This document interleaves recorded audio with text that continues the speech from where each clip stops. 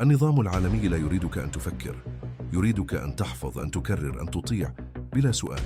لا يريد أمة من المفكرين، بل مصانع من العاملين يعلمونك كيف تعمل، لا كيف تعترض، كيف تنتج، لا كيف تفكر.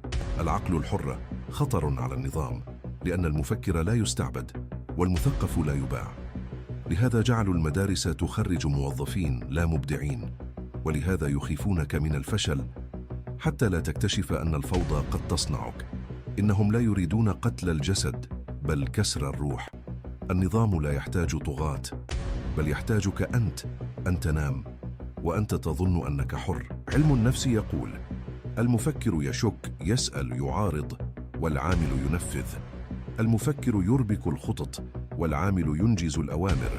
المفكر يحتاج حرية، والنظام لا يمنح إلا الرواتب.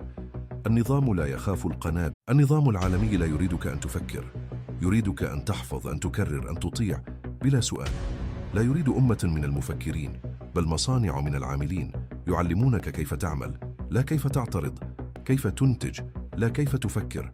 العقل الحر خطر على النظام، لأن المفكر لا يستعبد والمثقف لا يباع. لهذا جعلوا المدارس تخرج موظفين لا مبدعين، ولهذا يخيفونك من الفشل حتى لا تكتشف أن الفوضى قد تصنعك.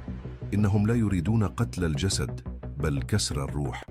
النظام لا يحتاج طغاة، بل يحتاجك أنت أن تنام وأنت تظن أنك حر. علم النفس يقول: المفكر يشك، يسأل، يعارض، والعامل ينفذ.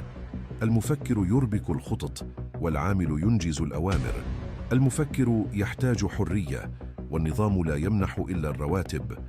النظام لا يخاف القنابل.